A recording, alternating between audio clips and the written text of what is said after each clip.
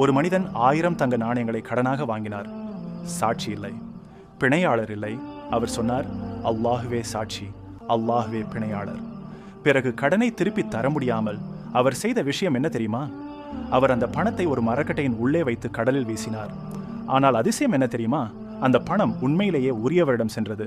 இது வெறும் கதை அல்ல, நபிகள் நாயகம் ஸல்லல்லாஹு அலைஹி வஸல்லம் சொன்ன உண்மை சம்பவம். அல்லாஹ்வின் பெயரால் ஆரம்பிக்கிறோம். நம் வாழ்க்கையில் நம்பிக்கை, நேர்மை, அல்லாஹ்வின் மீது முழு நம்பிக்கை வைத்தல் எவ்வளவு முக்கியம் என்பதை கற்றுக் கொடுக்கும் ஒரு அதிசயமான சம்பவத்தை இன்று பார்க்க போகிறோம். இந்த சம்பவத்தை நபிகள் நாயகம் ஸல்லல்லாஹு அலைஹி வஸல்லம் அவர்கள் கூறியதாக அபூ ஹுரைரா ரலி அறிவிக்கிறார்கள். இந்த ஹதீஸ் ஷஹீஹ் அல் புகாரி 2291 பதிவு செய்யப்பட்டுள்ளது. இஸ்ரவேலர்களில் ஒருவர் மற்றொரு மனிதரிடம் சென்று, எனக்கு 1000 தங்க நாணயங்கள் கடனாக தருங்கள் என்று கேட்டார். அந்த மனிதர் கூறினார், சரி, ஆனால் சாட்சிகளை கொண்டு வாருங்கள். அதற்கு அந்த மனிதர் கூறினார், சாட்சிக்கு அல்லாஹ்வே போதுமானவன். பிறகு அவர் சொன்னார், அப்படியானால் ஒரு பிணையாளர் கொண்டு வாருங்கள். அதற்கு அவர் கூறினார், பிணையாளிக்கு அல்லாஹ்வே போதுமானவன். அந்த மனிதர் ஆச்சரியப்பட்டாலும் அவரது நேர்மையை நம்பி 1000 தங்க நாணயங்களை ஒரு குறிப்பிட்ட காலத்திற்கு கடனாக கொடுத்தார். கடன் வாங்கிய மனிதர் கடல் வழியாக ஒரு பயணத்திற்கு சென்றார். அவர் தனது வேலைகளை முடித்துவிட்டு குறிப்பிட்ட நேரத்தில் கடனை திருப்பி தர வேண்டும் என்று நினைத்தார். அதற்காக ஒரு கப்பலை தேடினார். ஆனால் எந்த கப்பலும் கிடைக்கவில்லை.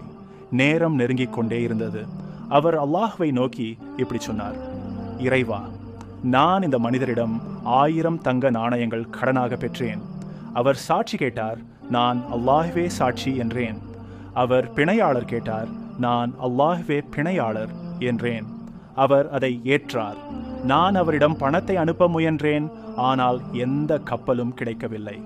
எனவே இந்த பணத்தை உன்னிடம் ஒப்படைக்கிறேன், நீயே அதை அவரிடம் சேர்த்துவிடு என்று கூறி அந்த மரக்கட்டையை கடலில் வீசினார். இதே நேரத்தில் கடன் கொடுத்த மனிதர் ஒரு கப்பல் வருமா என்று கடற்கரையில் பார்த்து கொண்டிருந்தார். அப்பொழுது ஒரு மரக்கட்டை கரைக்கு வந்தது. அதை அவர் எடுத்தார். இது வீட்டிற்கு விறகாக பயன்படும் என்று நினைத்தார். பிறகு அதை பிளந்த போது அதற்குள் 1000 தங்க நாணயங்களும் ஒரு கடிதமும் இருந்தது. சில நாட்களுக்கு பிறகு கடன் வாங்கிய மனிதர் மீண்டும் 1000 தங்க நாணயங்களை கொண்டு வந்தார். அவர் கூறினார், உங்கள் பணத்தை தருவதற்கு நான் மிகவும் முயற்சி செய்தேன். இப்போதுதான் கப்பல் கிடைத்தது. அப்போது கடன் கொடுத்தவர் கேட்டார், எனக்கு ஏதாவது அனுப்பினீரா?